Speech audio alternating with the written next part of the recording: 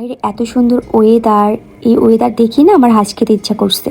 তো তাই আমি আমার জামাইকে বললাম যে যেখান থেকে পারো একটা হাঁস নিয়ে আসো। আমার খুব হাঁস খেতে ইচ্ছা করতেছে, তার কারণ হচ্ছে বাইরের ঠান্ডা হাওয়া, মেঘলা আকাশ, তার মধ্যে আবার বৃষ্টিও পড়েছে, মানে কত সুন্দর ওয়েদার। এই ওয়েদারে তো হাঁস খেতেই হবে। আর তোমরা অনেকেই জানো আমি হাঁস খুব বেশি পছন্দ করি। তো আমার জামাই বললো যে ঠান্ডা বাতাস থাকলেও হাঁস খেতে হবে তোমার, বৃষ্টি পড়লেও হাঁস খেতে হবে তোমার, বৃষ্টি না পড়লেও হাঁস খেতে হবে তোমার। ঠিক আছে, আমি যেখান থেকে পারি এনে দিচ্ছি। তারপরে আমার জামাই দেখি দুইটা হাঁস নিয়ে আসছে, খুব বড় বড়, দেখতে অনেকটা কিউট, হোয়াইট কালার ছিল। তারপরে আমরা সবাই মিলে জিলে এই হাঁসটাকে পরিষ্কার করলাম। তারপরে আমাকে আমার বোন, আমার আন্টি অনেকটা হেল্প করে দিল। আর তোমরা জানোই আমি হাঁস কাটতে গেলে যুদ্ধ শুরু করে দিই। এবার আমি কোনো প্যারা নেই নাই, একদম রিল্যাক্সে হাঁস কাটা হয়ে গেছে।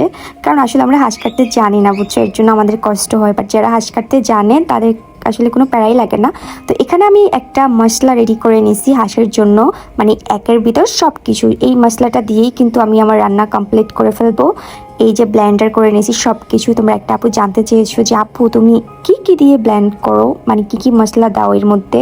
মানে আমি সব কিছু দিই, সব মনে করো সব ঘরে যত মশলা আছে না, হাঁস রান্না করার জন্য যত মশলা লাগে না, সব মশলা আমি ব্লেন্ড করে নিই। হলুদের গুঁড়া, মরিচের গুঁড়া, আদা রসুন জিরা, তারপরে গরম মশলা, অনেক যত যত মশলা আছে সব কিছু দিই, একদম দিয়ে সুন্দর করে। দেখো কিভাবে রান্না করতেছি আমি। আর আমি হাঁসি একটু করে লেবুর রস দিই যেন গন্ধটা না আসে। তোমরা একটু ট্রাই করতে পারো, খুবই মজা হয়। আমি না কয়েকটা জায়গায় হাঁসের মাংস খেয়েছি, সেখান থেকে ব্যাড স্মেল আসে, আমার একদমই ভালো লাগে না। যার জন্য আমি বাইরের হাঁসের মাংস খাই না। আমি বাসায় নিজে রান্না করে মাটন আর হলো গিয়ে হাঁসের মাংসটা খাই। এছাড়া বাইরে বিফ টিফ খাওয়া হয়, বাট বাইরে না আমি মাটন খেতে পারি না, আমার একদমই রুচিতে কুলায় না ভাই। যাক, দেখলাই তো আমি কিভাবে সুন্দর করে মশলাটা কষিয়ে তারপরে এখন হাঁসের মাংসগুলো দিয়ে দিচ্ছি। মানে আমি কিন্তু এক এক সময় এক এক রকমভাবে হাঁসের মাংস রান্না করি। আজকে এভাবে রান্না করতেছি, আরেক সময় অন্যভাবে রান্না করি। আমার না এক এক রকমভাবে হাঁসের মাংস রান্না করতে ভালোই লাগে। আমি যেভাবেই রান্না করি না কেন সেভাবেই অনেক মজা হয়।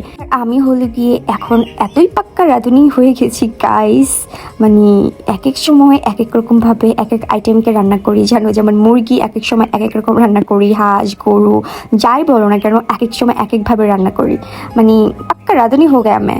এক এক সময় যে এক একভাবে রান্না করি ওইগুলো আবার আমার বোন খাইতে চায় না। আমার বোন আবার সাদা সাদা পছন্দ করে না, পছন্দ করে একদম হলুদ মশলা দিয়ে ভরা, এগুলো পছন্দ করে। তো আমার বোনকে আমি এটাই বুঝতে পারি না, মশলা বেশি খাওয়া ভালো না। আমার বোন যদি আমার সাথে না থাকতো তাহলে আমি সাদাই খাইতাম, শুধু আমার বোনের জন্য আমি হলুদটা দিয়ে খাইস, না হলে আমি এটাও দিতাম না।